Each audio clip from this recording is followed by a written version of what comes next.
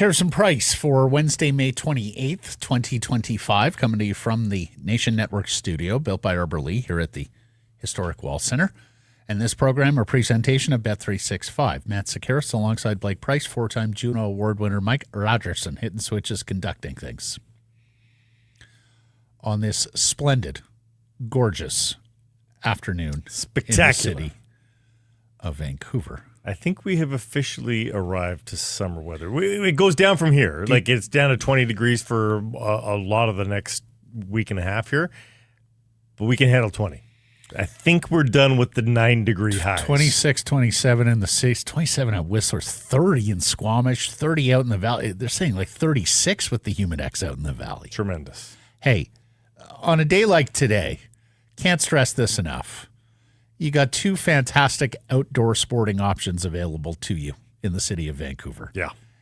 You've got an open-air BC Place for the Whitecaps in Minnesota in a very big game in the MLS West. You have the Vancouver Canadians and Nat Bailey, and is there a better place to be on a sunny night than Nat Bailey Stadium? Sir. As the Seas take on Hillsborough with a very good pitching prospect on the mound, making his Nat Bailey debut. Get on out. Get to some live sports. Is there anything better than a cold beer and live sports on a hot spring perfect. night? Love it. Oh. Absolutely love it. Start with our Whistler Golf Club poll question today. What should the Canucks offer Minnesota for center Marco Rossi?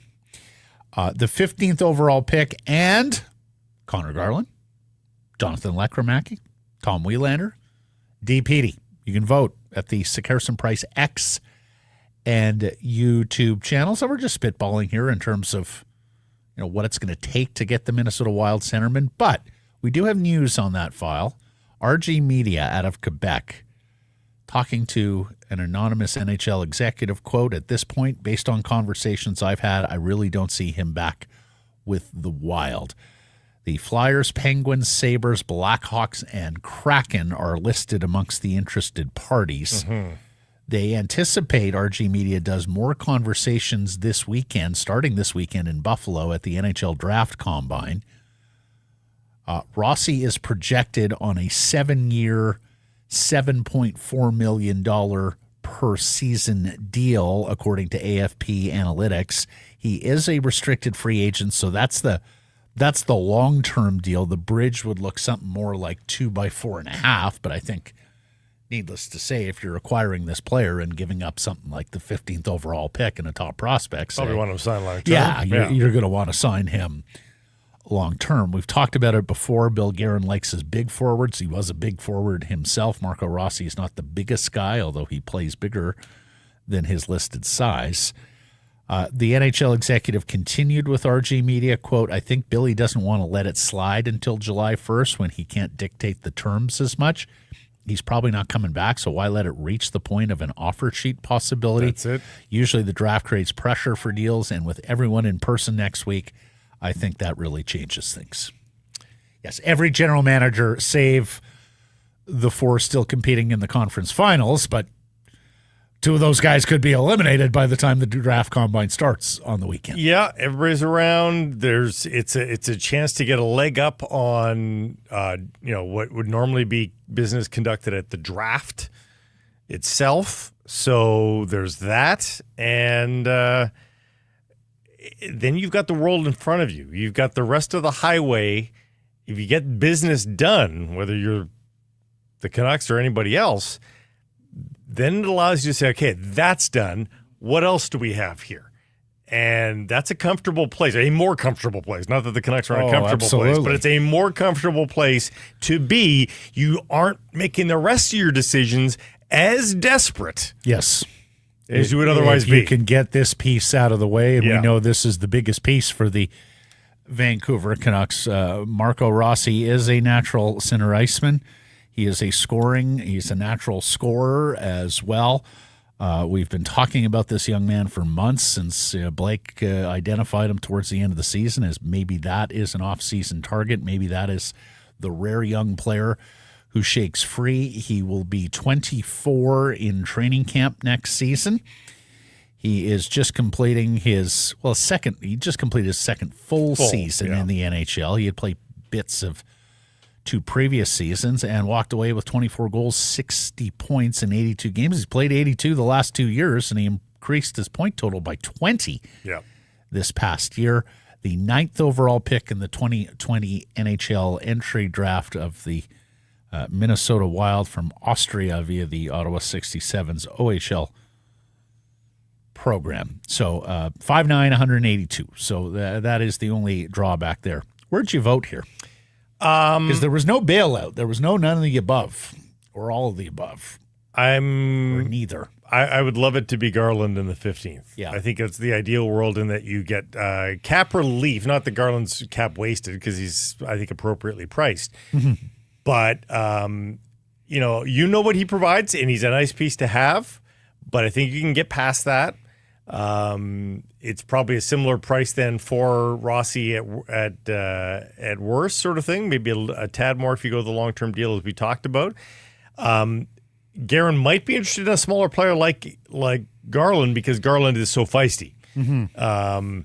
And what it does is that if you bring in a smaller player like Rossi, then you can sort of have the approach of we're okay with a smaller center. And Rossi's pretty feisty too, but in a different way. Mm-hmm. Not physically as feisty, but he is brave. I would then surround him with big wingers. Mm-hmm. Give Rossi, maybe you kick Hedl to the wing, and you have Hedl as one of his wingers. Have O'Connor as another one, or Joshua as another one of his wingers. That sort of thing. Yeah. So you still do have size on a line like that.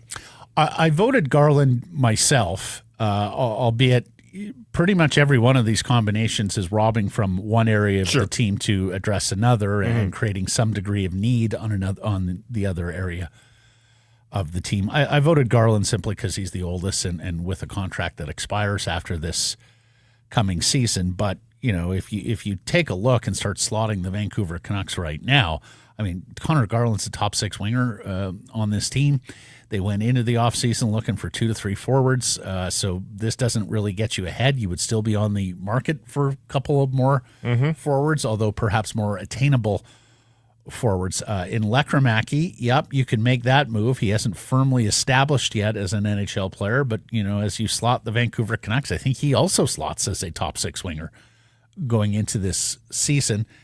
DPD, as we know, third pair left side defense, so maybe that is the most replaceable position to make this trade, but that might also be the player you're most excited about of these four that you'd be giving up. And then in Wielander's case, that's probably the guy that you're the least reliant on for next season. But the important caveat there is next season.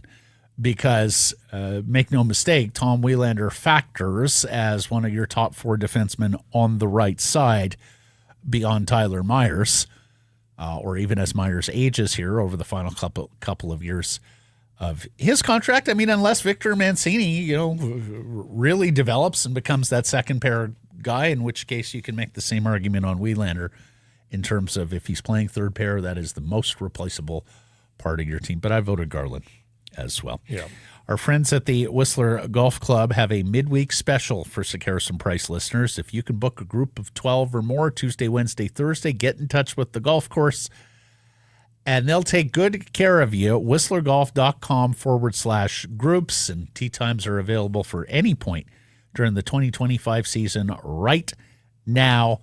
Follow them at Whistler Golf and check out all the bears. Top story today brought to you by Yellow Dog Brewing, Neighborhood Brewing, Foolish Winery. 2 wins away from a Stanley Cup rematch. Edmonton beats Dallas in Game 4 last night, taking a commanding 3-1 series lead in the Western Final. Florida can dispatch Carolina tonight, holding a 3-1 series lead going into Game 5 of the Eastern Conference Final. It would be the first Stanley Cup rematch, grudge match, since Detroit and Pittsburgh met in back-to-back years, 2008, 2009. They split those cup finals.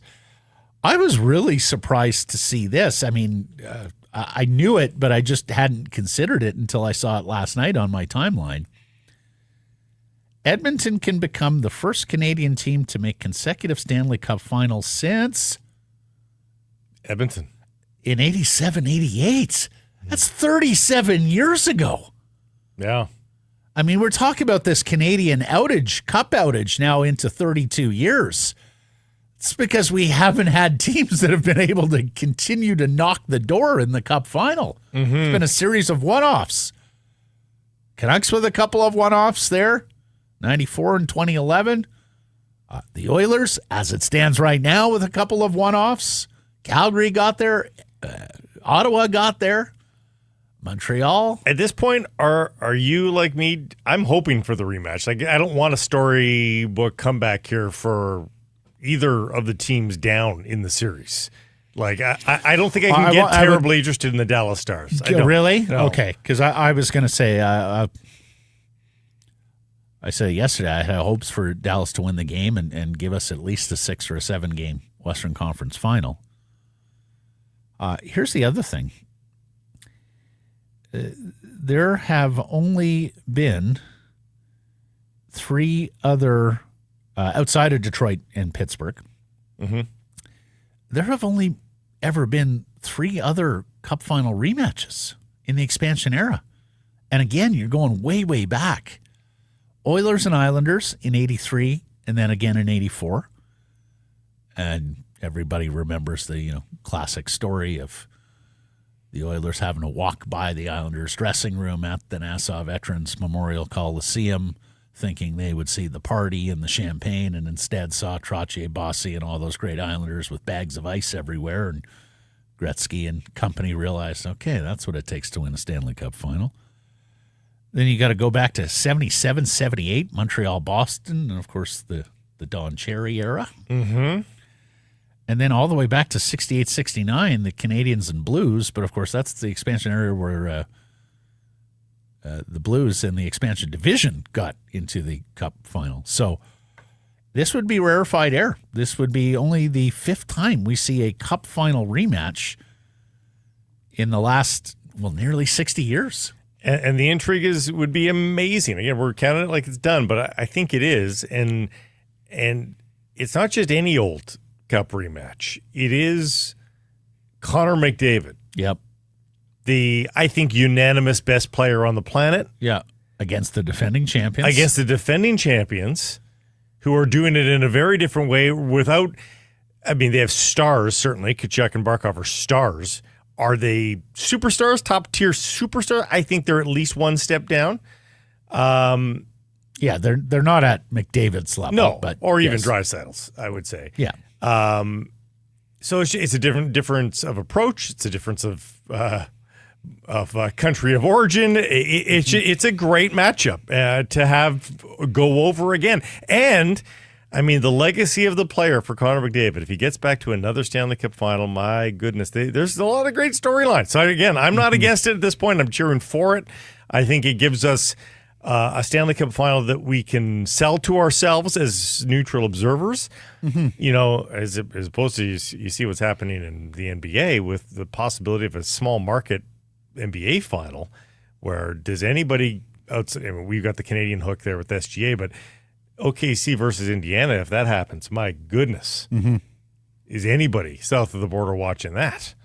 Probably not. Although I got to say, just from a pure basketball perspective, I think that'd be a great final. It'd be two teams that play a lot of guys, have a lot of talent. Perhaps not a superstar in Indiana's, although Halliburton's a hell of a player, and of course we all know about Shea.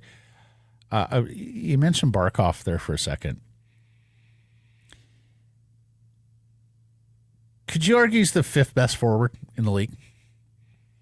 McDavid, Draisaitl, McKinnon, Kucherov. I know he's not the scorer. You're that going guys Patrice like, Bergeron. Well, yeah. I know he's not the scorer that guys like Pasternak and Eichel are. Maybe even you want to still put Sidney Crosby on that list. Put it this way, I think he's between 5 and 10 still. Attaboy, Sid. I think you make a case that Barkov's the 5th best forward in the game. So but I would agree with you that there is a tiering there that he doesn't make with those other guys. So at any given moment in a best-on-best draft, if you will, for international teams and all that, you would probably need to only go about 2 to 3 players deep before Team Canada would go to Bergeron back in the day in his height. That's how valuable he was deemed to be in a two-way capacity. I think, Go ahead. The career high in points for Patrice Bergeron with that reputation was 79 points. And that career high is 6 points better than the second best. He only had 3 seasons in the 70s. He had a lot of 60-point seasons. So I was ready to say, no, the points just aren't there. Barkov has had a 96-point year. Yeah. He's had an 88-point year. He's got 6 70-plus point seasons. Yeah, so he is more prolific points-wise than Bergeron. He is. He's maybe not quite as shut down as Bergeron was. Oh, man, he's pretty close. He's pretty close, though. And the other thing is a lot of these 70-point years came with games missed, too. I mean, he was 88 and 67 one year. My gut doesn't want to say yes to that, but I think there's certainly an intellectual argument to be made. I think there is. I think there is. And look, if he wins the second straight cup, I mean, at that point, the case is closed. He's going to the Hall of Fame, right? Yep. Because he's got Selke trophies as well. In fact, he's got 2 of them, and I think he probably win a third here. So, a marvelous hockey player. I got to say, we've talked about it. We talk about it every spring, how Stanley Cup playoffs kind of peak in the first round, and then it's a war of attrition, and you're sitting there, watching less than the best, either because you've got guys who are playing through things or you have guys who are out altogether. Was disappointed to see the injury to Zach Hyman, who's now out for the season, the Oilers winger, after a wrist injury on a hit from Mason Marchment. I was also really disappointed to see Evan Bouchard look like he was targeting, going at the ankle of Rope Hintz. I understand the NHL guys want to let hockey players be hockey players, but when you're missing star power at this level, you don't ever get to an NBA conference final or NBA finals where a guy is out, right? Out because of something somebody on the other side did, and in some cases specifically did to get him out of the series. You can tune in and know you're going to see Shai Gilgeous-Alexander and probably at his best. So we'll see if Hyman's injury impacts this series at all or impacts the next series for the Oilers. Because I think it's also fair to say that Dallas has been hampered by Rope Hintz not being at his best in this series. And the Oilers also dropped Evander Kane into the lineup where they did not have him for the entirety of the regular season. So they had, power forward, big-bodied forward insurance a little bit there. Not obviously Kane's not his prime self, but they did have an extra body floating around that they didn't have for the entirety of the regular season. So by the time you reach the Stanley Cup final, there's usually attrition, Matt, and the Vancouver Canucks fans know all about that. I know. You don't usually start game one going, hey, we're all healthy. I know. It's just the games step up and the personnel steps down. That's the sad reality of it. It is. It's a war, and it's tough to escape unscathed, unfortunately. I had a friend of ours, a minor hockey coach, text me last night, say Dallas deserved to lose because of when Pete DeBoer pulled the goalie. They surrendered the empty netter with 2:27 left. This is a 1-goal game. Now, many, many moons ago, Patrick Waugh, as head coach of the Colorado Avalanche, taught us that if you're down 2, you pull that goalie early. And that I have no problem with because, a 2-goal gap in the late minutes is a lot. And the other thing, and I wish I would see this more when I watch the NHL, when you're down 2 goals and the goalie is out, get the puck on. You should be shooting from anywhere at that point. The clock is your enemy as much as the opposition. Get the puck on net. You need that first goal early. But it seems like the early goalie pull down 2 goals has now crept into the early goalie pull down 1 goal. Like, I think I would have taken my chances. I mean, even with an offensive zone faceoff or possession, but I still think I would have taken my chances a little longer before pulling the goalie. Because the other thing is, unless you got a timeout or unless you get a multitude of whistles, pulling that goalie with 2.5, 3 minutes left, you're not going to be able to play your best 5 skaters for the entirety of that 2.5, 3 minutes, right? You're going to need a shift change unless you get a timeout or you get several whistles to be able to for them to catch. Say, what are the chances you play 2.5 minutes and nonstop at that point? Because you should be taking shots. You should be trying to. The goalie should be covering up your shots. I think most people would say, yeah, you get them. You have them out there for 70 seconds. You take your time out and you put them right back out. I think the empirical data says that from 2.5 minutes on, it's free game, even up a goal. I think what we're seeing now is the empirical data on 2 goal deficits. You go even beyond that, and it's still worth your while.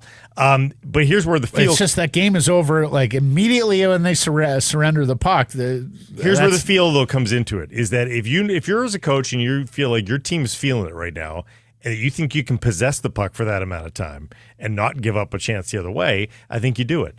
Last night, I don't know what the shots were ultimately at that 2.5 minute mark, but at 5-on-5 for the period, it ended at 11-4 in favor of the Oilers. Leads you to believe, and certainly the eye test I think bodes well here too. Dallas wasn't exactly winning the period. They weren't generating. No, you're quite right. It was 4 shots in the period all told for Dallas. So you weren't winning the period. The chances, if you guys were really feeling possession and you just weren't getting the goal, but you played well, I could understand a coach being tempted into going a little bit early. It was a bold move. And it was quite early. The other thing is Dallas was winning 61% of the faceoffs last night too. So I think you had a reasonable expectation you could win draws if you did have goalie covering up pucks and that sort of slower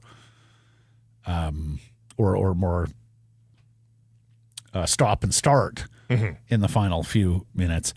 Burnaby's Ryan Nugent-Hopkins has been the catalyst here, and don't get me wrong. I mean, some great Oilers players who are playing fantastic. I mean, the first Draisaitl goal, I mean, there's very few guys in the world who score that goal. But Nugent-Hopkins is having him a series here. He's got 9 points in 4 games. He sets up the first 2 goals last night. I know PK Subban was glowing about the pass to Draisaitl, and then, I mean, the pass to Perry for a tap-in. It was fantastic work. 9 points in a series is the second best of the Nuge's career. He got 10 against the Canucks in the second round last year. And then I saw this from Big Head Hockey. The only player in NHL history averaging more than 2 points per game in a series with a +5 rating or better is Gino Malkin. So some rarefied there for the Nuge. And I got to say, I can remember interviewing him as a 18-year-old Red Deer. I think it was Red Deer down at the Coliseum years ago as he was prepping for a game against the Giants. I find myself pulling for him a little bit. He's been so overshadowed. He's so low key. Well, because in any other organization, you're a first overall, right? Like you're a standard bearer. You're the face of the franchise. Yeah. In his case, he's been bypassed because of all the first overalls they've had, but also the hard to believe ascension of Leon. He was a 100-point player 3 years ago. No, I know. And he went down to 67 and then down to 49 this year. And you thought, okay, beginning to the end. And now he's had dominant playoffs. He's above a point per game now in the playoffs. And that's on the heels of a really nice playoff last year where he had 22 points in 25 games. Mm-hmm. I mean.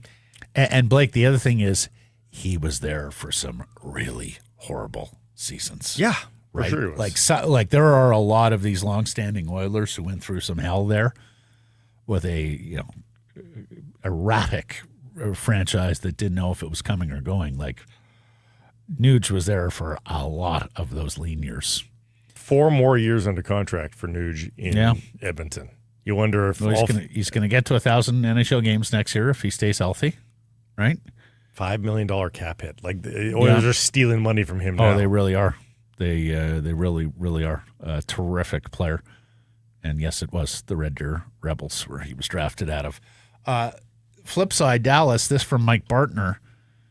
Mikko Rantanen, between the Colorado Series Game 5 and the Winnipeg Series Game 3, 9 goals, 8 assists, 17 points in 6 games, nearly 3 points per game. That's when he was scoring all those third-period hat tricks. Rest of the playoffs, 11 games around that, he's got 4 assists, no goals. So you love what he did during that 6-game stretch, but you're now almost more than double that amount of games where he's been very quiet. And Dallas can't afford that. They need him to be one of their best players. That all said, I think you can sympathize with the Stars on this level, and I think this is also an illustration of how much Stars matter and how much Stars conversion percentage in a small series matters. This is Mark Lazarus through the 4 Western Conference final games. Even strength, expected goals. Dallas, 10.7. Edmonton, 8.7.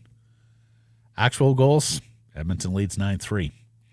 All situations, so power play included. Expected goals, Dallas, slight lead, 14.4 to 14. Actual, getting doubled up. Edmonton 16, Dallas 8. As Lazarus notes, the Stars have more attempts, more chances, more high dangers, just not finishing. I mean, losers talk chances, winners talk goals. I mean, you can just go into your own memory banks of watching the game. I've seen Rantanen walk into the slot numerous occasions with ample time and space, just not scoring. We've seen some frustration from him too. Yep, just not there.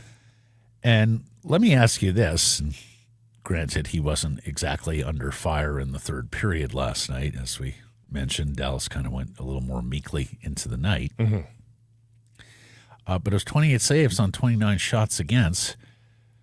Blake, is Stuart Skinner a Conn Smythe candidate, or is there just too much Edmonton offensive firepower that even if he goes on and has a hell of a cup final, I told you this is the Luongo comparison. You had a world in which one result goes Luongo's way, and he's the Conn Smythe. Instead, he's the scapegoat. I think Skinner is got the potential still to be one of those two characters in this narrative of the Oilers winning the Stanley Cup. It's not out of the bounds of probability. What I've always said about Stuart Skinner, I wouldn't have the intestinal fortitude to have him as my goalie, but it's not to say that it's impossible that he can have success. Yeah, he's plus 2,200 right now at Bet365 if you're interested on the Conn Smythe future odds. Also want to shout out our old friend Troy from Richmond, Troy Stetcher, former Vancouver Canuck.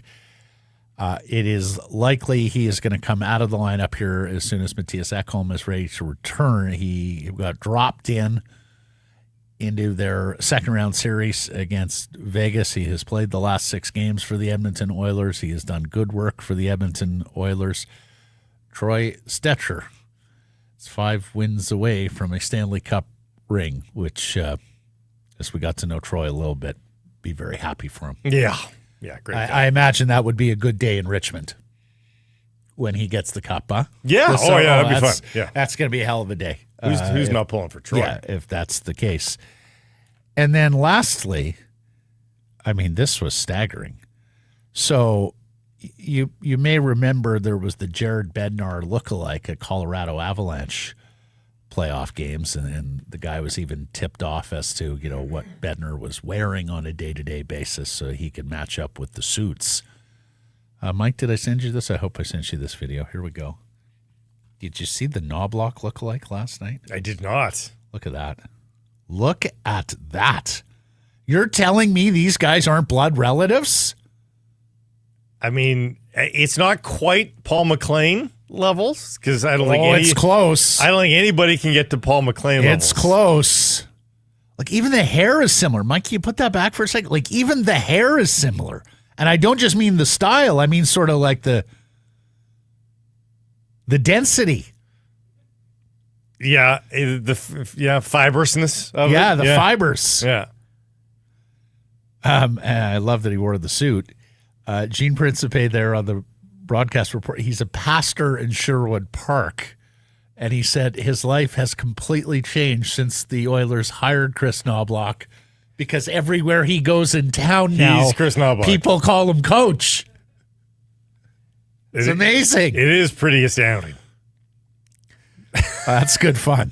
That is really good fun. That was pretty close. So to is Paul McLean. So is Yellow Dog. That's great fun. It's everywhere you go with Yellow Dog. It is really good fun, and not to turn things sour, but you bring the sour pack to your summertime party.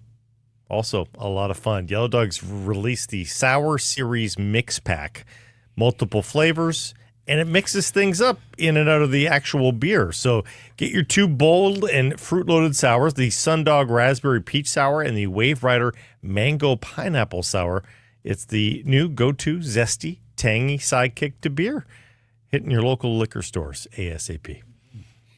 The Abbotsford Canucks, of course, they're in a conference final of their own right. It begins tomorrow at Abbey Center against the Texas Stars, the Dallas Farm Club. Atu Ratu skating with the non-playing group today at Abbey practice. He's missed about a month here. We're wondering if the Canucks prospect can get back into the Calder Cup playoff run for Manny Malhotra. I know Jeff's out there as we speak, seeing if he can suss out an answer. Have you seen anything? I have not, no. Game 1 tomorrow at Abbey Center. Their host game 2 as well before a 3-game set in Texas. I do have a Ratu comment from Malhotra, written from Jeff Patterson. Okay. Everybody that's skating is a possibility. Playoff hockey means he's day-to-day, and he'll be reevaluated on a day-to-day basis. Man, he added that Ratu has been skating on his own for a while now. Okay. I would guess game 1 is out of the question, but everything past game 1 to me sounds like it's in play. Yeah, and you've got game 2 at Abbey this weekend, and then they're off to Texas for 3. They go 2-3-2 at this stage. It is best of 7.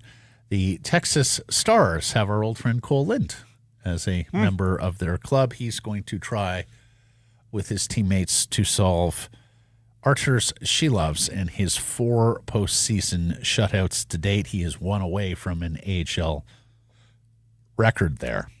I think it's going to be a good series, and I really would love to see that series sweep at Abbotsford. The series sweep, the 2-game sweep. Really calms your team down going out for 3 on the road. You only have to steal the 1, and they've been pretty good at home. So let's see if they can continue that and bring a little excitement. Calder Cup final in our neighborhood would be kind of fun. So let's see them get 4 wins here. I think so. And then lastly, partner, because look, we all become accustomed here, right? Starting in April, on any given night, afternoon, you got a playoff game to entertain you. Are you ready for a dark weekend in both the NHL and NBA postseasons? All 4 conference finals in both leagues are sitting at 3-game-to-1 deficits. So if we all get wrapped up in 5 games... Nothing on the weekend. You got Carolina, Florida, and Minnesota OKC. Both of them could end tonight. If either is extended, it's Game 6 Friday. You have Edmonton, Dallas, Knicks, Pacers. All could end tomorrow. You get a win there from either the Knicks or the Stars. At least you get a Game 6 on Saturday. The NHL has not announced its schedule for the Stanley Cup final. They might rush a Sunday. Would they rush a Sunday? Maybe they'd God, I reconsider. hope so. I hope so. The NBA has announced the 2025 final schedule, and Game 1 is until Thursday, June 5th. Game 1's June 5th. Game 1 is June 5th. They could have both series done by tomorrow night and wait a week until their next game. Traditionally, even when the NHL has gotten ahead of things and the playoffs have been relatively concise, they've often waited to start, and God knows why. Well, they like some buzz. They like some build-up. I don't blame them. They've often waited. There's been years where the playoffs have ended May 25th, and they said, you know what? No, we're starting June 1st. Yeah. June 1st is often when it starts. Now, because of Four Nations face-off and all that, this is a long regular season, long playoffs, where this would be a really short conference final round, and they'd be hard-pressed to start June 1st. But, anything past June 1st, and you're really starting to push when the playoffs can end. So I would hope they go June 1st to try to take advantage of a quiet Sunday and get some ratings. But they may want the build-up, the media day and all that crap, Yeah. And that would be, you know what? I'm going to argue against myself. There's no chance they started on Sunday, June 1st. The NHL has said the latest possible day for a Stanley Cup final game is June 23rd. So Game 7 could happen no later than June 23rd. They might do exactly what the NBA does and start 4 or 5 or 6 somewhere in there. Yeah. God, I sure hope they don't go on the same day as the NBA finals. They tend not to. And... No, I'm with you. I think there are eyeballs available if you get a jump here on the NBA finals. But the problem is you need the build-up. They do a full media day. Right. They've got to build all the structures. I'm completely for a full build-up. Can you not do if you have dark days Friday, Saturday? Can you not do that? Well, travel day on Friday. Media day Saturday, let's go. Drop the puck Sunday. I mean, I see nothing wrong with that. There's no chance they would see that as okay. So you think Monday would be the earliest? Yeah, absolute earliest would be Monday. Yeah. Anyways, yeah. That's not, at least the weather's nice here. We have that entertain yourself outside. Yes, indeed. Let's get to today's menu. It is brought to you by our friends at Greta, and Greta is a fantastic spot for your upcoming party or event. We can attest we have held parties and events there in the past, whether that was for playoff hockey, whether that was for international hockey, whether that was just for regular season hockey. It's a fantastic spot. You got the arcade that encircles the bar, games for everybody. The food is amazing there. Try the beef tacos, the birria tacos. They're to die for. And weekly drink specials, 50 West Cordova. Greta, let the games begin. And if you want info or want to book your event, go to gretabar.com. We'll be joined by Frank Corrado, former Vancouver Canuck. We'll go through Marco Rossi here and the Vancouver Canucks offseason plan. He's at the Memorial Cup with their old friend Willie Desjardins, whose Medicine Hat Tigers have already qualified for Sunday's final. They'll play for a national championship, WHL team. And, of course, Gavin McKenna, the unanimous choice to be the first overall pick in the 2026 NHL entry draft. And Rob Williams will drop by as well. Rob says, look, don't go mortgaging the future, trading young players, picks, prospects for right now help. If you're going to make a mistake, go out and make a mistake with the free agent contract. When have you ever heard somebody's wild take of, you know what you need to do? Overpay in free agency. Yep. That's Rob's take. That's where we're at. We'll also talk exciting week for BC Vancouver golf with a couple of new shooters at the U.S. Women's Open. Of course, the Whitecaps have the biggest week in their franchise with the huge MLS game tonight against third place Minnesota at the top of the MLS West. And then, of course, Sunday down in Mexico City at Cruz Azul for the CONCACAF Champions Cup. We got moving and shaking from Canadians at the French Open, which is fantastic. Not to mention the BC Lions heading towards the season, which begins next week, and a big weekend ahead with the final preseason tilt and a cut-down day that looms for the players vying at camp in Kamloops. That's all coming up here on Sekeres and Price. Time now for our Bet365 bets of the day. I believe we were both losers last night. I had Dallas and you had Rantanen, right? Yep, that's how it went down. Florida Panthers are getting West Vancouver's Sam Reinhart back in the lineup tonight. They're getting others back as well. I think they're done playing with their food. I'm going to take the Cats to beat Carolina minus 115. You don't even want to give the spread. The spread's, I think it's a 3-1 game. If your back's against the wall, you're going to get an empty netter. Take it with the spread minus 1.5. Then you get plus 210. Not to correct you here, but my God. What are you doing? Did I convince you? Sure. Cats minus 1.5 at plus 210. It's free value. Why don't you just make that your pick and we'll move I wanted to bring tidily along. I wanted to bring this into effect. The last time, so the Whitecaps went into Minnesota, beat Minnesota 3-1. Yes. If you remember, that was a heavily rotated Whitecaps squad. Right. And they still... they still won by 2 goals on the road. And a lot of that was the subs coming on. The and that starters, was Minnesota in second place at the time. Yeah. Like they were the... So the starters were okay, and then the subs came on and were amazing.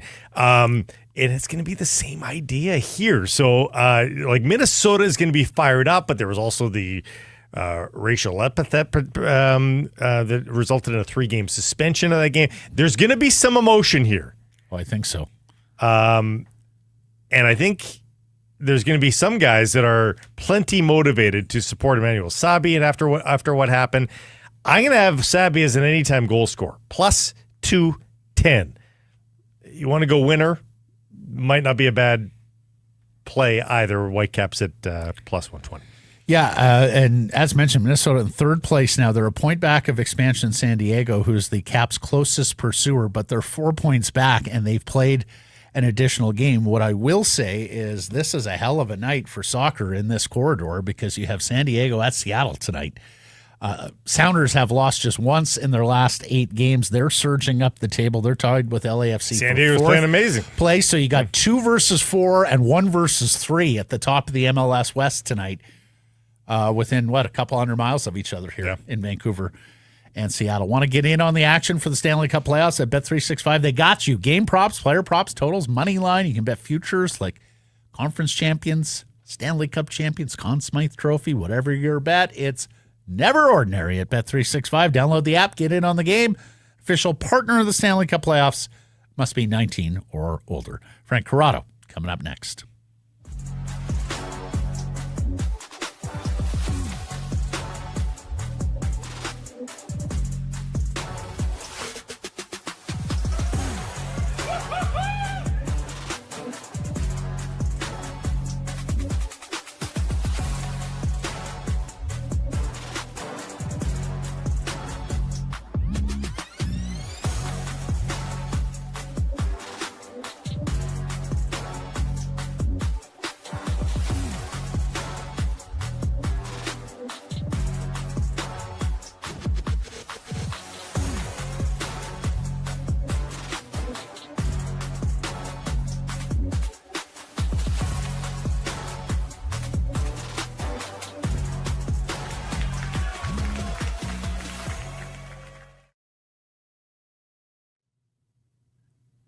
So Harrison Price from the Historic Wall Center. You know what is the worst is when you realize that like a rental car or something, there's not enough room for your stuff. Golf bag, hockey bag, whatever it is you're carrying around. It's a key component. But you also don't want to have a huge car. Tough to park, tough to maneuver in traffic. Especially in this town. The Toyota BZ4X solves it all. It is spacious inside. Matt, not a small dude. Do you have any problem in the BZ4X? Legroom for days. He was in the passenger seat. Driver's seat, same idea. Good breadth, too. Breadth and legroom. Mm-hmm. Did we mention it's an all-electric vehicle? You never stop for gas for the rest of your life. And HOV lane, you just bypass all the traffic. It's going to be a long life, too, with this car. It's a Toyota, after all. The Toyota BZ4X. You can get the LE all-wheel drive option for 0.99% APR financing for 36 months. $5,000 in incentives are available. Shop Toyota.ca. But the key thing is just go to your local Pacific Toyota dealer. Take one for a test drive. You'll fall in love. Frank Corrado is a former Vancouver Canuck, also a TSN hockey analyst. He joins us from the Memorial Cup in Rimouski, Quebec. How are you? It's a reunion of sorts over here, gentlemen. Is it? It's a reunion of sorts. Who's the head coach of the Medicine Willie Hat Tigers? Desjardins. Yes. Mm-hmm. You guys ever watch Entourage? Yeah. Mm-hmm. You know when he says, "You want to hug it out, bitch"? Did you say? There's no chance Willie's watching. Willie? There's no chance Willie saw Did you hug it out with Willie? Well, not in so many words, but there was a moment that came up, and I think it happened on this show where I talked about my waiver experience. And let me tell you something. Me and Willie are back. All the way back. We're all the way back. I'm happy for Willie. It's great to catch up with him. He's doing an unbelievable job with the Medicine Hat Tigers and Gavin McKenna, and Ryder Ritchie's there, of course, the son of Byron Ritchie. It's been nice to catch up with Willie, and we chewed the fat on a couple things from the old days, and we're back, baby. We're back. I think Frank Corrado, I know you well enough. You don't hold big grudges. It's lowercase g grudge. You had a bigger one with Willie than you did Torts? No, I like Torts. Babs was always the big grudge. That's the one I don't think I'll ever let go of. Torts, Torts is Torts, and everyone knows what that means. I don't need to go into more detail on that. But for better or worse, you kind of knew exactly what you were getting with him. He never hid anything from you, at least in my experience. You knew it was black and white, no gray area. And, it's not easy to deal with that in the moment, but I always looked back at it after, and I think there's other players that have had the same experience. And you're like, you know what? It was actually good for me to experience that. And I do think he wanted the best for you, even though at the time you would shake before the video sessions, just not knowing what could be coming up and what might be said. But no, it's Torts is good, and me and Willie are good, man. Good. A couple of things there. Ryder Ritchie's dad, Byron, played 71 games for the Canucks in 07 and 08, then did not play in the NHL again. It's very odd to play nearly a full season and not get another opportunity. Secondly, Juho Lammikko, another example of that. Yeah. Willie Desjardins is a fantastic human. Yes.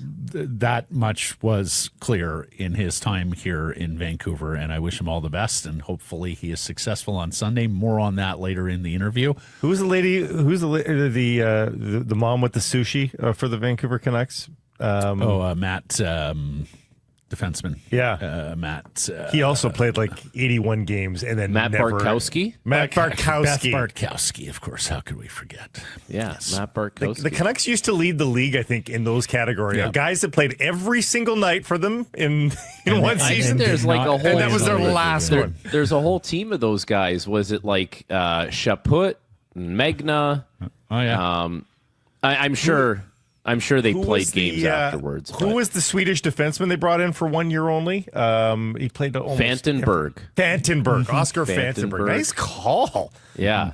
Yeah. Matthew Highmore played in Ottawa this year, or else he would have been one of those guys. Highmore was almost on that list and then played a bunch for Travis Green this year. These were dark days, and these were Willie days, by the way. Adam Gaudette would have been one of those guys. He's in the NHL, though. Hey, come on. No, he's now he's 20-goal scorer. Playing. He's back playing, and then he was a 40-goal scorer in the American League, and he played the full year in Ottawa.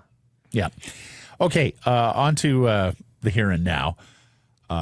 Marco Rossi is now available, according to reports. Frank, we've talked about this guy before. He's been Blake's pet project now for months. First things first, kind of a player is he, and then we'll talk acquisition cost. Yeah, I mean, I've kind of been. It always made sense to me that he might move on from Minnesota because he's just not built the way that they would want to be built down the middle of the ice, and how Bill Guerin would want his players to be stature-wise. Like Marco Rossi's not a big guy, although he plays much bigger than his size, which is always always a fascinating argument when you talk about guys that are smaller in stature. But he's really skilled, and he produces a lot at 5-on-5, which I find really encouraging. Like not just a power play merchant, and of course played with Kaprizov at times this year and had success that way. But I think I have a lot of time for him as a player. As far as what he is, he's a well-rounded centerman who obviously has some good offensive instincts, and I think coming from a team like Minnesota would have a good base as far as how you need to play away from the puck. Like that's kind of John Hyden's thing, when it comes to the details of the game. Like anyone I've spoken to that's played for him says he's really detailed away from the puck. And so if you are going to have some success playing in that system, playing for that coach, there's probably a lot of non-negotiables that you have to check off the boxes for. But yeah, I think with the center market, as far as the UFAs being what it is, to have this guy potentially be out there and available, I think, I said it once before, there's going to be a few teams calling. I think Vancouver's got to be like number one on the speed dial list for Marco Rossi. He's not listed right now in the current reporting as being a team, but the Canucks do try to lay in the weeds a little bit more than some of the other teams. So maybe they're just being more discreet. And then there's a lot of other teams that will be in. That's the danger here, is that he's officially the first guy on the block. It feels like first new blood guy on the block at the center ice position here. And there's going to be a bidding war. And the Wild are in the driver's seat here, aren't they? Yeah, they are. And they're going to have options. And I think it just is going to come down to like who's, like anything, who's going to show the biggest sign of desperation that they need this player. And also, like, you have to keep in mind, Minnesota's going to want certain intangibles going back the other way, right? Like you're going to have to fit, let's call it like the Bill Guerin mold. If you're going to send prospects back, of course, there's, whatever, we can talk about the package as far as what that would entail. But, if he's looking at what you have available and he sees other players like Marco Rossi, or if he sees guys that aren't 200 pounds or like just don't fit what he wants to build his team around, then you can consider those teams out. But if you have something that, they might look at and say, well, that guy, he fits Minnesota Wild hockey, and he fits our mold, then chances are you can talk shop with the Minnesota Wild as far as making that trade. So for the thing, I was going to say the fodder that the Vancouver Canucks have to offer that most likely fits that bill. I mean, DPD, Elias Pettersson would certainly be in that. Now, Connor Garland is small like Rossi, but he plays bigger as well. Plays bigger. He'll run through the boards for you. So we thought maybe he would be on that. Yeah. Not to cut you off on that, but I do think in Minnesota, not everyone needs to be 6'4", 220. Frederick Gaudreau's not the biggest guy.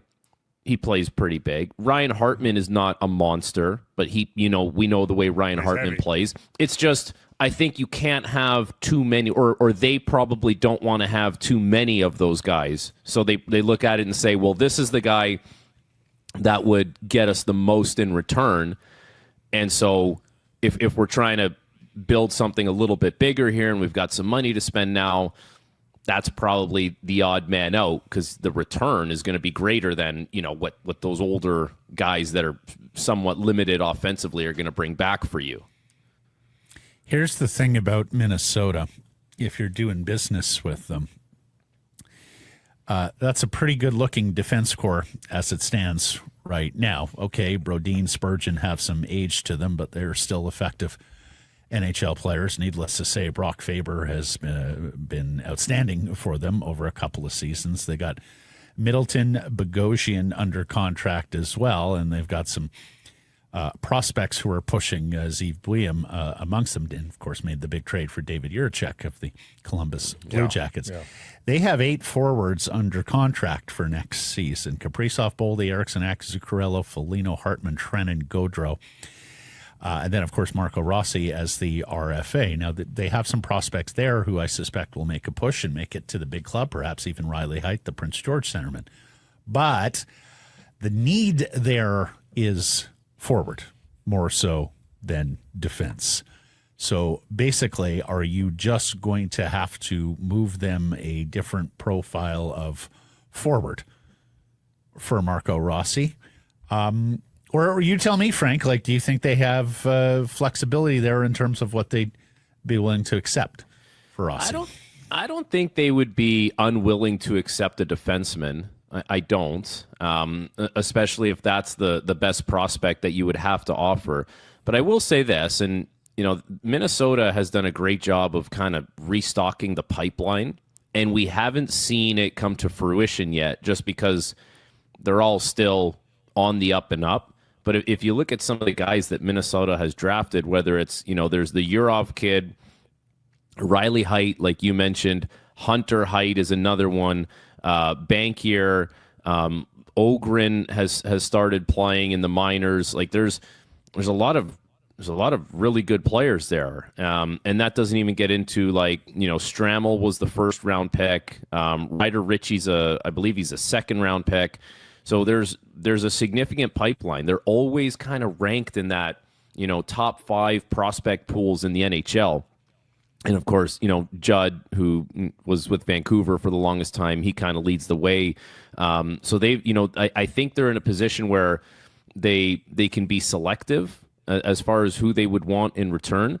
But I don't think that means they wouldn't accept a defenseman just because they have, guys that are going to factor in. Like I know you make the Jiricek trade, but I think any opportunity you have to bolster your blue line, if it's going to be someone of significance, I don't think they would give it the Heisman. I would imagine they would be open to that regardless.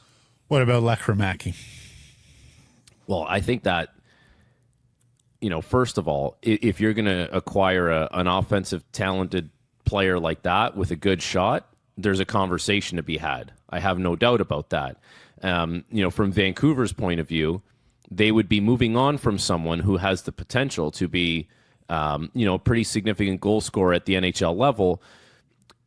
But with that being said, you would be bringing in someone whose game is more all-encompassing than Lekramaki. So in that regard, I wonder if Minnesota looks at it and says, well, we want something a little bit more than what this player is going to give us. Just like I don't know if it's a one-dimensional shooting threat that you want to call it, but it's a different type of player.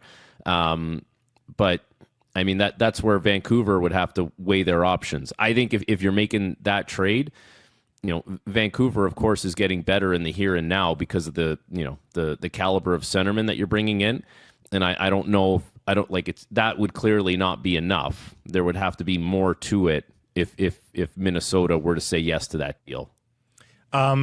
What's also the advantage? There's reporting on this that they would be almost shocked if the deal is not done in the immediate aftermath of the Combine, which ends on June 7th. Talk about the advantages for the Canucks in this wild and woolly off season where everybody's got some money to spend, it seems. Everybody's got money in their pockets. If they can find a way to get a deal done earlier rather than later, then they've got the road sort of in front of them the rest of the way, because that wouldn't be the only major move that they make, whether that's a free agency signing or another trade. There's a huge advantage to getting this done by June 10th, isn't there? Yeah, there is. There is for sure, because it's one piece of the puzzle that is set. You have your, you should have your cost certainty around that. And then you can make your decisions from there. Like right now, Vancouver's got, is it like 14 million for next year? Yeah, like 14 million with 3 roster spots to spend on. So in that regard, like they're in a good spot. But the thing is, sometimes it's more than just the numbers at play. It's like who's your personnel? Like you can be in a good cap situation or a comfortable cap situation, but who are you rolling out there on night one that gives you a chance to make the playoffs and, from game 1 to game 82? And I think that's the bigger challenge, not necessarily the cap structure and how much money's at play. It's like there still needs to be a little bit of a roster construction that happens here, like some kind of renovation. And having Marco Rossi, if that were to happen, is a huge development down the middle of the ice for them. If Pettersson can get back to where he needs to be, if Philip Hedl can be healthy, now, and that's a big if on Hedl, by the way. Mm-hmm. That's a we kind of gloss over it. That's a huge if at this point. But then, you add in Marco Rossi, and all of a sudden, if Pettersson's not a 100-point player, but he's a point-per-game player, or he's a 70-point guy, and Hedl plays 65 games or 70 games, and you get Marco Rossi in the mix, you're like, that's not bad. Like that really mitigates that kind of mitigates what could have happened if you didn't have him. So I think, we talk about it a lot, but down the middle of the ice is priority number one, and it just helps you so much. Should we be talking more about Pius Suter, though, guys? Like, they know what he is, and I think we saw the career year for Pius Suter most likely. But if it's 80% of that, are you not pretty happy bringing back Pius Suter, even if it is, like 3 times as much as you've been paying him recently? I'd be happy bringing him back. I don't know what you guys feel, but I like the player as advertised. I am huge on bringing Pius Suter back. Your penalty kill was outstanding. He was a primary penalty killer. He can play center. He can play the wing. He scored goals. I am a massive Pius Suter fan. That's all about, for me, that's all about who's going to pay him more than what you would want to pay him. Like, realistically, I would probably want to pay Pius Suter $4 million. I think that's fair to say. Yep. Yeah. Is there going to be a team, and maybe $1 million more is not going to really change how you feel about things, but if it starts with a 5, do you look at it and say, I can't do that? I don't know. Like, there's just not that much out there. I would go 5 on a 4-year. To your point, though, Frank, this was an August free agent signing for the Vancouver Canucks.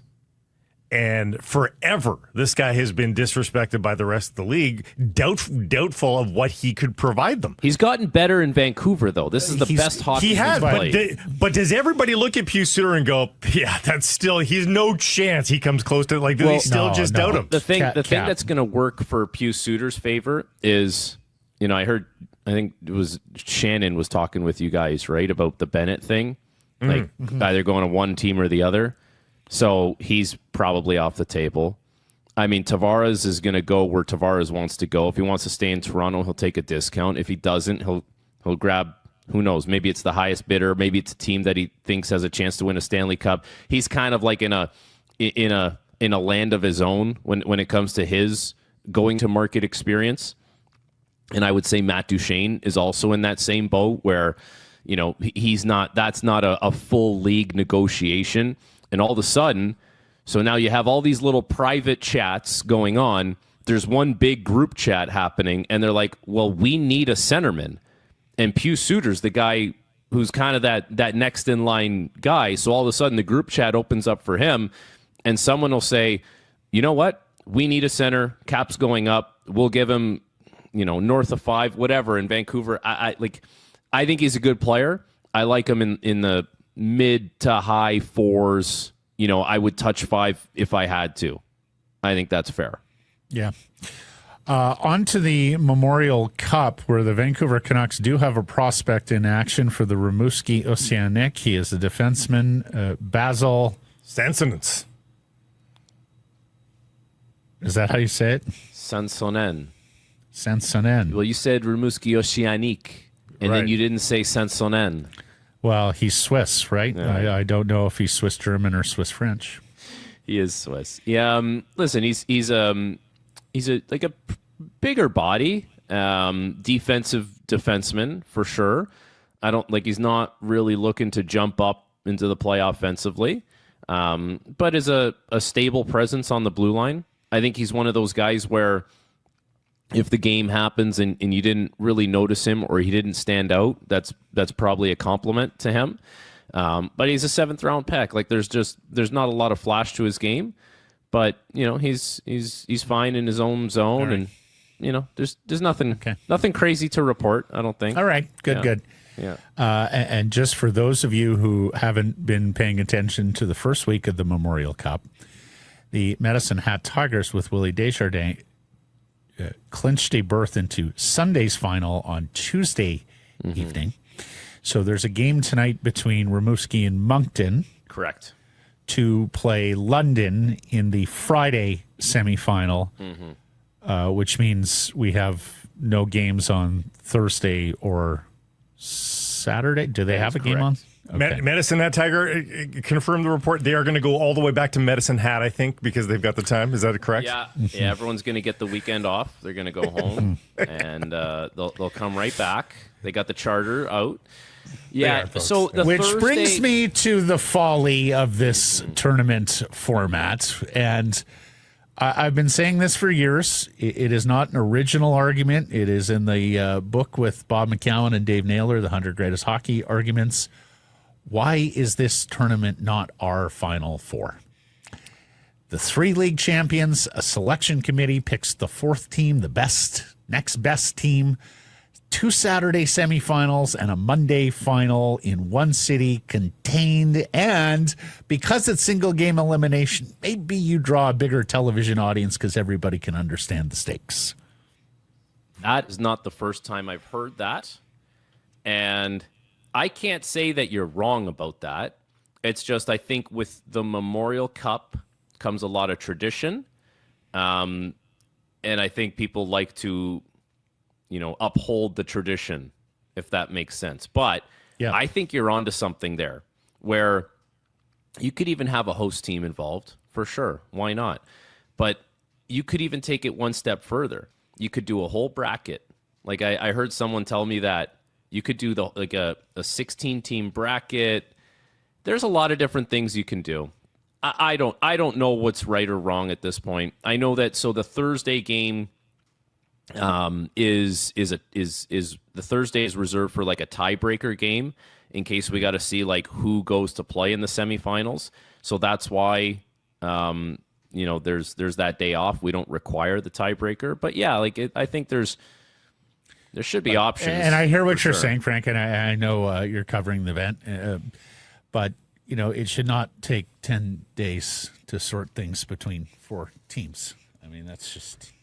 It's the one thing about this format that I do appreciate is anyone can win it. Like even if you lose your first 2 games, you're like, I still have a chance to win this thing, which kind of makes it crazy and unpredictable. Mm-hmm. But maybe less a measure of who's actually best. It takes longer to get to the punchline. Yeah.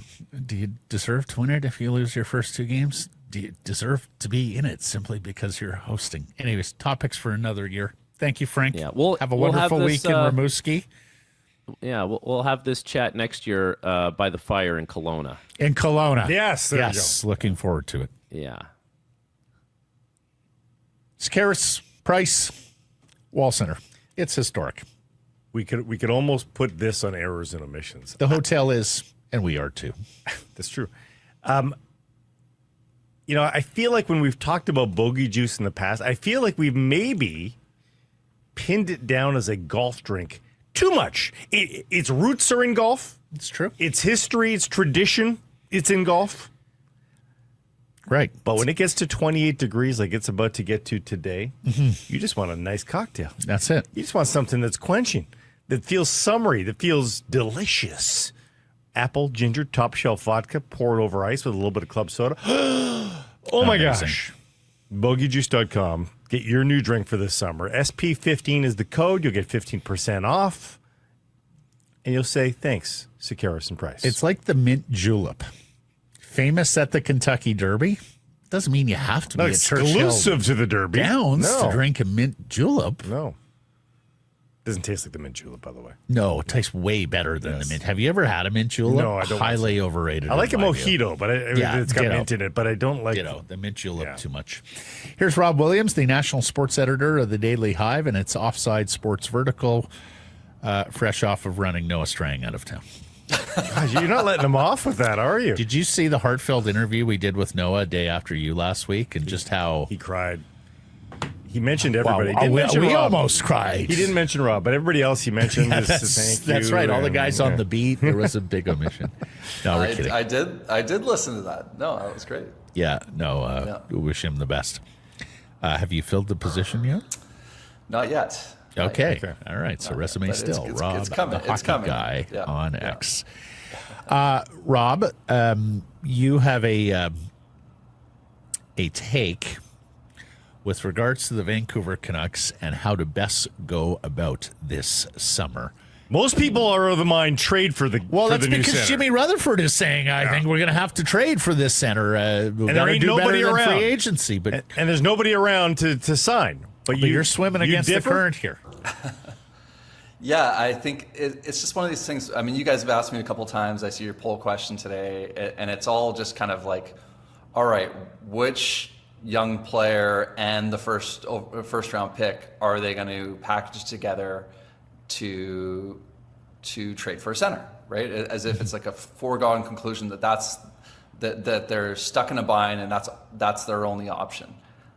Like, I don't know, guys. Like, you trade one of your good young defensemen and a first round pick for Marco Rossi. Is Rossi the guy? I don't know. Or is he just another guy? I would be really nervous for them making that move. I don't know where that puts them long term if they make that move, because you need, it's the old Botchford thing. You need an army, right? And you look at, I think it was The Athletic that put out the ranking of the Canucks prospect pool. What is it, 18th in the league? I mean, mid pack, low, on the bottom half of the league. You're going to need guys coming, and whether Hughes is here or not, you're going to need another push for those young players. Whether that means you wait 5 years for them to become difference makers in the NHL, or you develop them into really good young blue chip prospects that you can trade for even more help if you do that. I think you put yourself in a really bad spot if you mortgage the future right now. So for me, it comes back to if you need something for next year just to convince Quinn to stay, but you also need to have a bit of a long-term view. To me, overspend in free agency. Like, go find a center. I think Sam Bennett's probably a long shot unless you give him, I don't know what's going to take, $10 million or whatever it's going to take to get him. But maybe it's not Sam Bennett. Maybe it's Claude Giroux on a 2-year deal. Maybe it's, maybe you have to give him 3 years. I don't know. Maybe you have to do something. I would assume you're going to have to do something a little bit silly. And if it's not Giroux, maybe it's Duchesne, maybe it's Granlund. Pick a guy, pick one of the centers off the UFA pile. Give him a bunch of money, and that at least tides you over for a year, 2 years, and hopefully you have more guys coming down the road, and hopefully it helps you in the short term and helps convince Hughes to stay. But to me, just the idea of mortgaging the future, given where the Canucks are in their arc right now, it just doesn't make sense. Claude Giroux rides transit for free. Claude Giroux makes Matt Duchesne look like a spring chicken. Claude Giroux. Claude Giroux would have been on Olympic teams if not for his feud with Sidney Crosby. He's the Isaiah Thomas of the NHL. I honestly, Claude Giroux specifically, he married a girl from Canada and specifically went back Ottawa, to the Senators to start a family there. But Jack Roslovic, somebody, like anybody, right? Like I just like find somebody. Surely somebody's out there that has 2C potential, and you can do it that way. I just hate this idea of we're going all in just to convince Hughes to re-sign. Like, how much better? If you sign Matt Duchesne, who's the better center next year? Is it Duchesne or is it Rossi? Yeah, fair. If Duchesne will come here, no.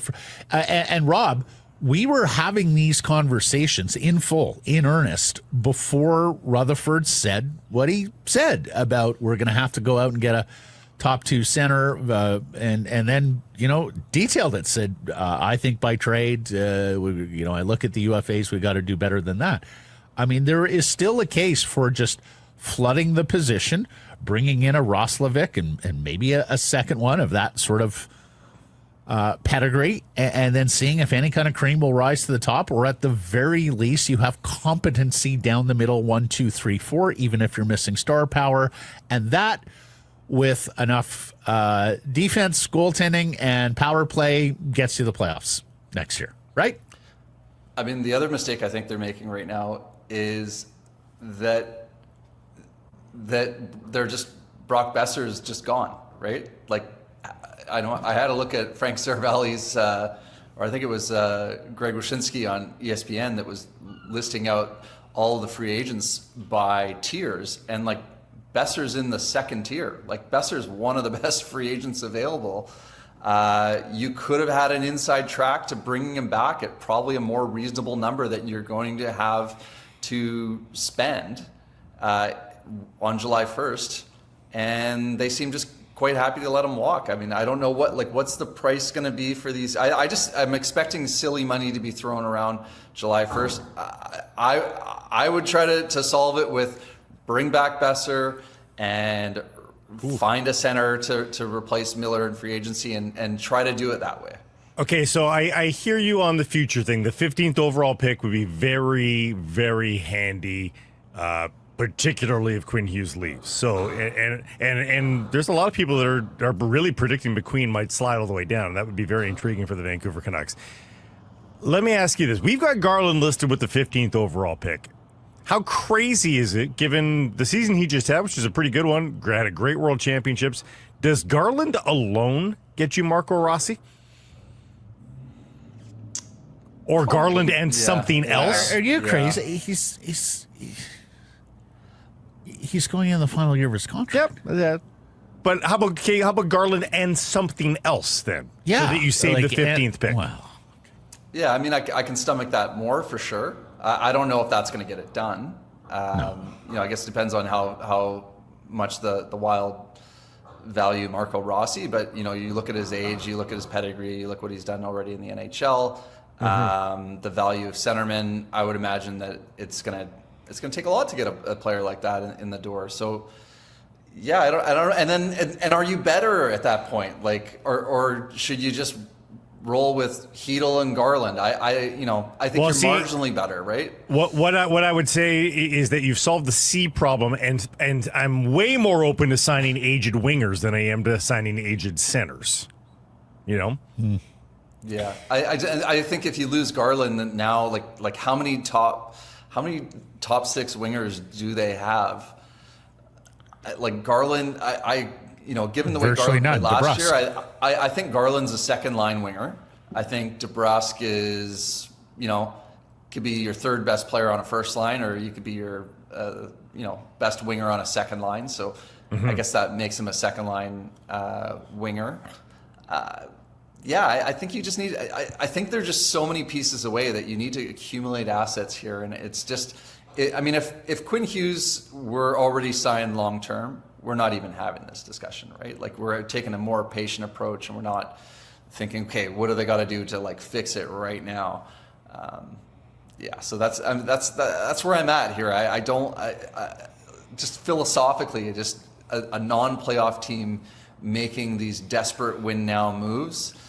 I don't love it. I don't love them mortgaging the future in order to get it done. I think mortgage the mortgage the house, mortgage the cap space rather than mortgaging the future is my take on this.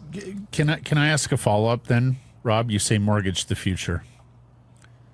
What future? Oh boy. I don't mean to get existential here, the psychology final exam question, why? But we don't know that Quinn Hughes is going to be here beyond next season. So what future are we even talking about here? If there is anything that would prompt this ownership group to actually do a proper rebuild, I would think that Quinn Hughes asking out might be the catalyst, but it may not. But the catalyst may be, the patriarch of the family passing away, and the eventuality of a sale. Put it this way: if this ownership group is planning to sell the team at any point, I would suspect they will trade all of their futures to make a final run for a cup. So we talk about mortgaging the future, and I think we've got 1 year guaranteed of Quinn Hughes. I ask you, what future? I'm gonna need a bogey juice and take a walk here, guys. Yeah, you might. This is a scary thought. No, I don't see a world where they can make enough moves to lift the cup next season, or even. They could be. Could they be a Cinderella team, and maybe squeak it to a Final Four? Maybe the Oilers are just tired from playing so many playoff games.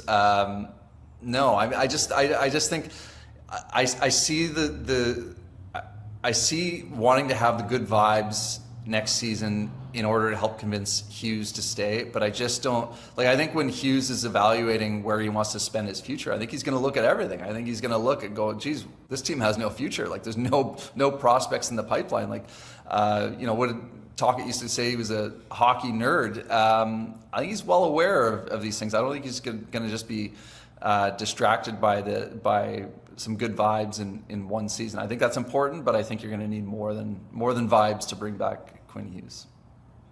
Mm-hmm.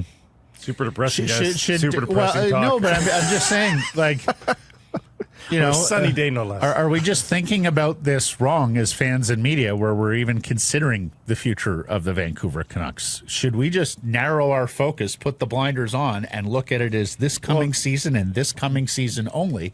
Because that seems to be the vision or lack thereof. This goes back to the conversation I opened up with you yesterday, Rob, and I'll pose it to you.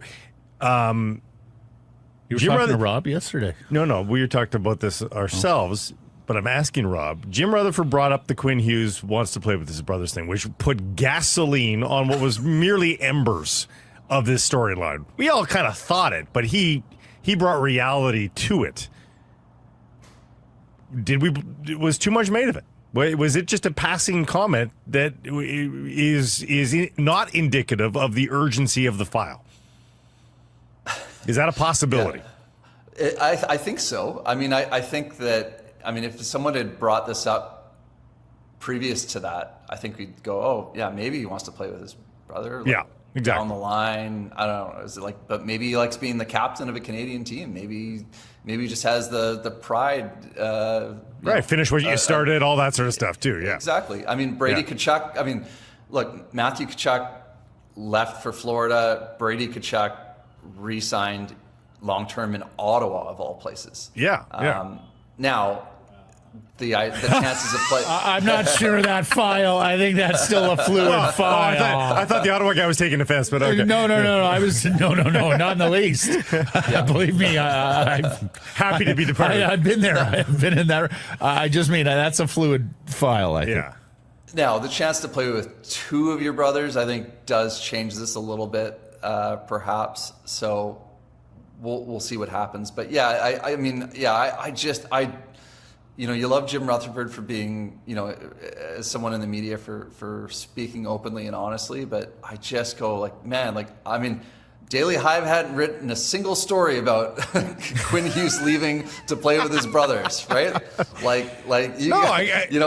mean?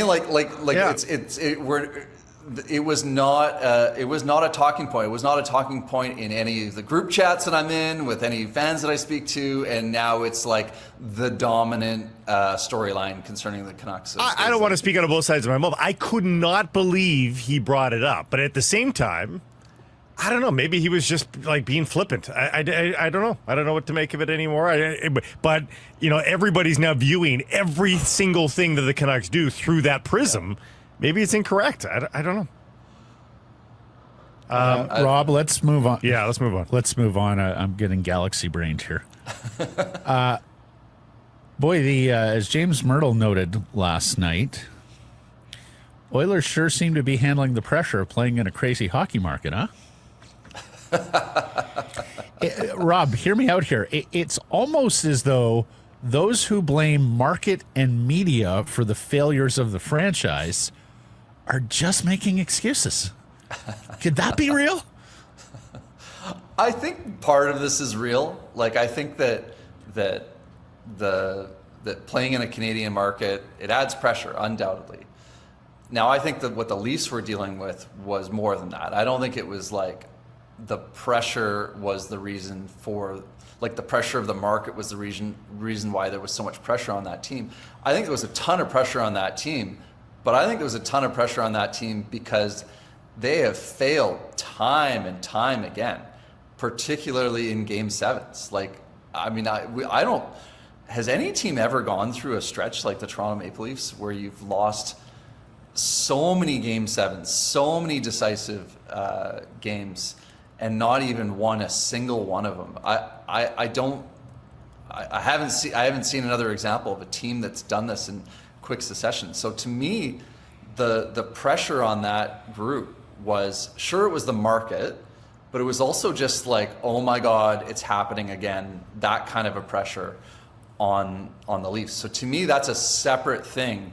Whereas the Oilers have had some success. They can point to successes and go, okay, like there's pressure in the market, but they have some confidence going into those big games. The Leafs maybe I'm thinking about the Canucks in 2011 when they were playing Chicago. When that series turned, the weight of the world was on that team, not just because Vancouver is a hockey market, but because of the failures of the past against Chicago. To lose a third straight year against Chicago, like that, the pressure mounts, I think, year after year after year when you have players that have gone through all the failures and all the losing. And I think that's my take on what happened in Toronto. To just blame the market. And by the way, how sad was it that where you've got like Marchand and Tkachuk and Paul Maurice just kind of like making excuses and feeling sorry for them after that. Like that almost had to have made it a little bit more humiliating for the Leafs. But they've never had more respect in the handshake line. This was their best year ever of respect in the handshake line. Remember they used to chart that? Oh, no, but they lost. But look at all the respect they're getting from seasoned NHL veterans. They're close. They're close. Lastly, Rob, you and I have been tracking this for years, my friend. We got a watch party Sunday. Yes. Bravo, Whitecaps FC. You know what they're doing? So 2,500 capacity is what I've been told for this watch party. It's happening for, of course, the CONCACAF Champions Cup final on Sunday. So it's going to be on Terry Fox Plaza outside BC Place. It sounds like they're doing exactly what I was campaigning for the Canucks to do last year. Hold an event outside of your stadium, have it ticketed. It's $5. It's a nominal fee, but it's ticketed. So you're not going to have 10,000 people coming down to try to get in. You have to have a ticket. Proceeds to charity, right? All proceeds are the Whitecaps FC Foundation. Exactly. There's going to be security. There's going to be bag checks. You can't just bring in a giant backpack with whatever, It's going to be hard to bring Molotov cocktails and and bottles of vodka into this event. Right. Exactly. Right. So I think that I did see some comments, to my story, of people going like, oh my God, like in terms of like, oh, is this safe? As if holding a watch party outdoors immediately makes it unsafe. Correct. I've said for since last year and before last year, like the problems that the Canucks had in 2011, there were numerous. But the biggest thing is like, if you're worried about that, to me, don't hold a lame watch party in a park on the west side like the city of Vancouver did. Just hold a smaller scale event and have it very controlled, have security, have barricades, do all that. Bravo to you, sir, to keep this conversation going all these years later. You were spot on then, Rob. You're spot on now. They got food and bev that they're serving there, ticketed, proceeds to charity, limited capacity. You've been talking about this for years, and the Whitecaps are making good. If we can have 100,000 people on English Bay and kits for fireworks, we can do 2,500 people at Terry Fox. I would sure hope the city's responsible enough. Looking forward to that. Looking forward to the Caps this week and to you next week, Rob. Thank you. Thank you.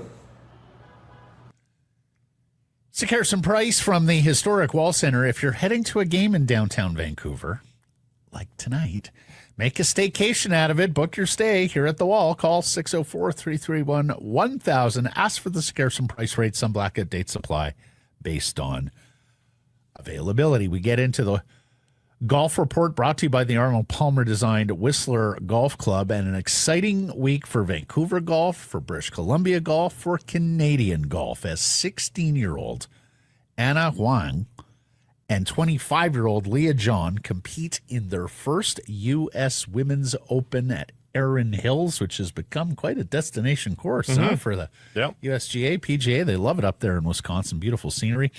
Huang competes on the Ladies European Tour at just 16 years old. She chose to go the professional route, not the collegiate route. She's got a couple of top 20s and 6 events there. placed second in her qualifier to get into the Open. And then there's Leah John, who grew up playing at Marine Drive, went on to a terrific career at the University of Nevada, then turned pro. She made 10 of 12 cuts on the Epson Tour before co-winning her Open qualifier. She played a practice round with Lexi Thompson this week. Cool. And interesting cross-sport note Leah's father, Jason, is great friends with Rick Celebrini. They grew up together, so Leah grew up around the Celebrini brothers, Macklin and Aiden, that whole group. They are the 2 British Columbians in a field of 5 Canadians, including, of course, Brooke Henderson, who's... Have you checked out Brooke this year? It's been a real struggle for Brooke this year. And there's another teenage rookie in the field this week, 19-year-old Vanessa Boravilos from Etobicoke. She's still an amateur. She won her qualifier as well. So lots of good happenings here in the world of Canadian sort golf. Of feels like the page being turned maybe on the tennis side, which we're going to get to in a second here. But what we thought was the golden generation has given birth to a trickle down generation, and we're sort of maybe seeing that on the women's side of golf here too. You were away last week, but it came up again yesterday. Rory McIlroy not doing any media after any round of the PGA Championship. Did you see what Nicholas said yesterday at the Memorial? If they want to talk to me, then I'm willing to talk to anybody. Yeah. Now, Jack, as everybody knows, sort of grew into an ambassadorial role in golf. Like young Jack was a very serious guy and didn't have a lot of time for. But to his infinite credit, yes, Jack has granted requests, and Now Rory's been eminently available throughout his career. I think this is his way of saying, I need to try to change something so I can win majors. Well, but he won a majors. Yeah, the Masters. I know, was but he's imminently available all week, heading into the Masters. Won the tournament, was very available after that. Anyways, we'll see what he and the other thing is he's not playing this week, and apparently when you're a player of that stature and you choose not to play the Memorial, you usually break off a courtesy call to Mr. Nicholas, and that did not happen either. Golf Report brought to you by the Arnold Palmer Design Whistler Golf Club. Is it a heel turn for Rory? Is he going to be the villain at WrestleMania? Tea times. Bookings open online for the entirety of the 2025 season up at the Whistler Golf Club, so lock them in. If you've got a group of 12 or more and you can play midweek, Tuesday, Wednesday, Thursday, get in touch. Our buddy Al Chris Manson going to take good care of you with the Sekersa Price midweek special. whistlergolf.com/groups, and follow on social all the Bears, from a Golden Bear to the Bears at Whistler, at Whistler. And given the spring that we've had, that course already tip-top shape. Can you imagine it's 27 degrees in Whistler today? Yeah. What a day to play the Whistler Golf Club.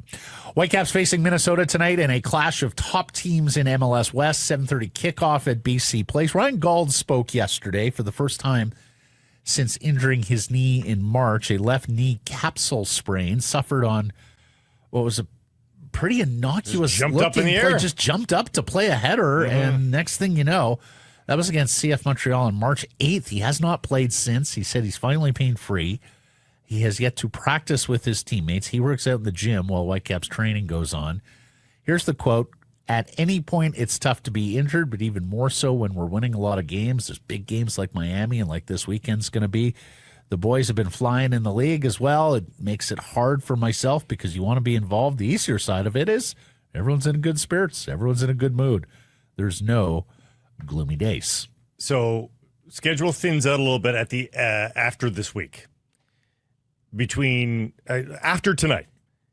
So it'll be May 28th at 10 p.m. From that point to June 25th, Caps play 3 games. My guess, and this is not based on any science or any scuttlebutt that I'm hearing, given that he's pain-free now, getting going, getting training, San Diego, June 25th. I'm guessing that's the comeback date for Ryan Gauld. Let's see if my guess is correct. Of course, the big one is nearly here. Whitecaps FC headed to Mexico to play in the 2025 CONCACAF Champions Cup final this Sunday, June 1st, against Cruz Azul. This is the first time in club history the Whitecaps have reached this final. Only the third time a Canadian team has played in this final. And before the Caps go to Mexico, as mentioned, the Minnesota game tonight, Caps looking to extend their unbeaten run to 10 MLS matches and 15 matches across all competitions. You have been mentioning you're not sure what the lineup's going to look like tonight. No, I mean, there's a few permutations. Again, Berhalter's suspended for the weekend game, so he's definitely in, which is good. There's one certified starter that's in. Kubas was suspended last weekend, so he hasn't played soccer in a week and a half. He's got to play tonight. So he's probably going to play tonight, I would suggest. They've been doing the defender swap, Blackman in, Veselinovic out, so it'd be Veselinovic's turn today. They got Laborda, and they've got Campo. Laborda's not played a lot, so I would say Laborda's probably in. Campo, you got Adekube and Johnson on the left side. They want to make sure that you're not taxing guys that played a lot, but there's a few guys that haven't played much. So again, that's Kubas, Veselinovic, Laborda, and then Berhalter suspended anyway. So at least those four are in for me. Mm-hmm. No chance White's starting. The wingers and the left side's interesting. Tate versus Adekube's interesting. And what do you do with... Well, I think you go with one of them tonight and one of them Sunday. Yeah, and right? I think Savvy plays, one of Nelson and Ahmed sits. Okay. For tickets and more information, check out whitecapsfc.com. BC Lions into Edmonton Friday for the second and final preseason game. Then the final roster cutdown is due by 10 p.m. Saturday night. Lions actually have a itty-bitty, well, some may view it as an itty-bitty competitive advantage here Saturday. The rosters are due by 10 p.m. local time. So all the Eastern teams have to make their cuts by 7 p.m. our time. BC is the last team to have to make their cuts, so they can watch what happens through the rest of the league and maybe identify guys on practice roster that they can poach, and maybe that affects some of the decisions for new general manager Ryan Rigmaiden and new head coach Buck Pierce. We'll see. Game day rosters of 44 or 45 players this year in the CFL. You can keep up to 13 players on the PR, depending on global players. And then, of course, the 1 and 6 game injured list, which teams take advantage of to stash players. Season starts next week with Ottawa and Saskatchewan. The Lions season and home opener, of course, a week from Saturday. BC plays against the Elks with the pregame Snoop Dogg concert. And good news from Kamloops. Dejan Allen, full participant at right tackle. He had missed most of camp with back spasms. This is the 2023 CFL Offensive Lineman of the Year who was acquired in a trade with the Toronto Argonauts in the offseason. Vancouver Canadians scored 10 runs in the second inning last night at the Nat. They beat Hillsborough 15-4. Arjun Nimmala 3 hits. Eddie Micheletti drove in 5. Nimmala also made Baseball America's hot sheet. This is a weekly list reserved for the top players in minor league baseball. And the write-up noted, the caption noted, "This is what future stars look like." And they noted Arjun playing a premium position, shortstop, being young for his league. And we've told you he's more than 3 years younger than the average player in the Northwest League. And, of course, the production, which is top flight as well. Fernando Perez, pretty good pitching prospect, gave up just 2 runs, 4 base runners last night over 6 innings. He has bounced back from a tough start to the season. And tonight you get Cal Steven, a top draft pick, a ranked prospect for the Blue Jays. Takes the mound. He makes his Nat Bailey Stadium debut. Friday nooner weekend matinees. Get your tickets, 604-872-5232 or CanadiansBaseball.com. We should just have a banner that goes across the screen that says, "Run, don't walk to Nat Bailey Stadium." Yes. Because someday Arjun Nimmala is going to be in the major leagues. Mm-hmm. And you are going to regret the fact that you didn't watch him a little bit more when he was a teen phenom at Nat Bailey Stadium. You're going to be able to say, I saw him way back when he was a teenager in Vancouver. Yeah. And honestly, there are a number of other players on this team that you don't have to squint to see them being major leaguers. Also, the other great thing about the Canadians this year, they are full of baseball names. Like we joke about WHL names. The Canadians have a bunch of baseball names. Like, and unrelated, Bonds, Micheletti, like names that just sound like baseball, you know? Yeah, it's true. I mean, they've had some good ones over the years too. I'm trying to remember some, but yeah. You Savage sounds like a baseball name. Yeah. the other thing is, like, they've got some guys who hit the ball squarely this year, like Arias, Keys, and Namala can really hit the game. You said 10-run second inning. We saw like a 6 or 8 run first or second inning when we were out there. Like, Tyler Zickel has noted it has been a trend. They have had some really big innings this year. Here's the story you were talking about, and I don't want to get too excited here because it is really hard to win Grand Slam tennis. But Victoria Mboko continues to take the WTA by storm here at the French Open Roland Garros.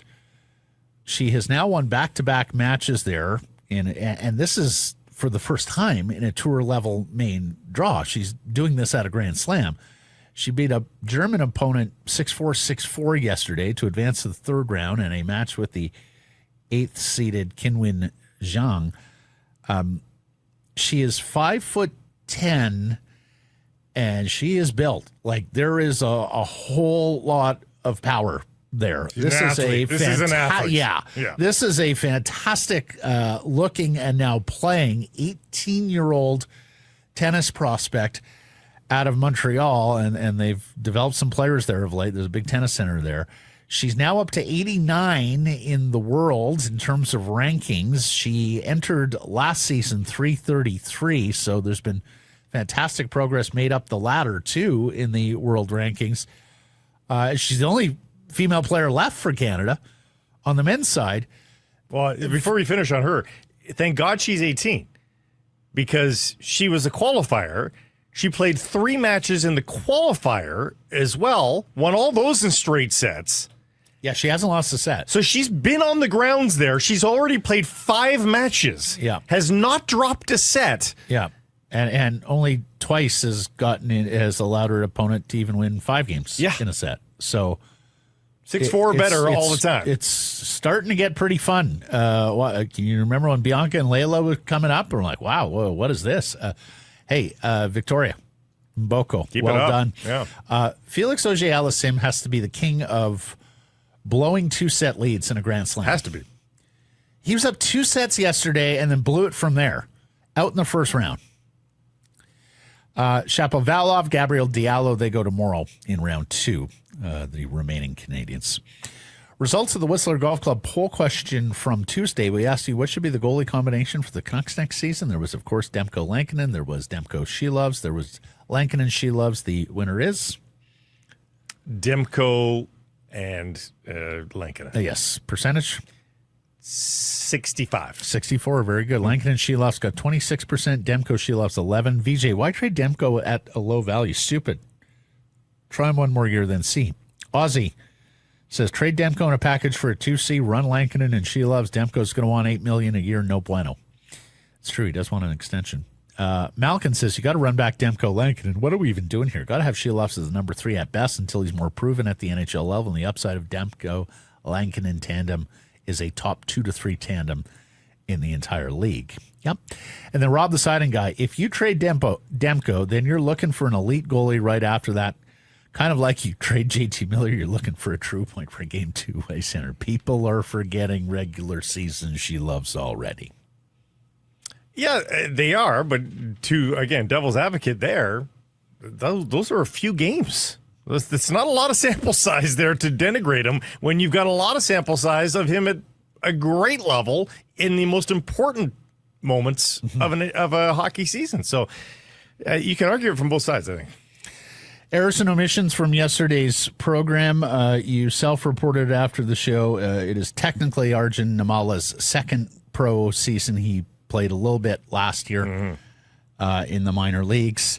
And we were looking for the 9th Whitecap who would be away on international duty. We were thinking national team, not U23 Olympic team. It is, which still takes you away. Giuseppe Bovalina for the U23 Australian team would be the 9th guy who will be away for the match next week against Seattle. Yeah. Mr. Bovalina. I think Mr. Bovalina? Mr. Bob Bovalina? That's right. Oh. Gotcha. Del the Funky Homo Sapien is coming to town. May go to the show. We'll see. Anything else? Nope. Nope. Okay. Thanks for joining, everybody. Appreciate you spending some time connecting with the program. Please do subscribe to all our sorted channels. YouTube, wherever you get your podcast. Follow on social, X, Insta, Facebook, TikTok, YouTube, Blue Sky Live on many of those platforms, noon Pacific time weekdays. And, of course, support the community sponsors you hear us talking about and keep it local.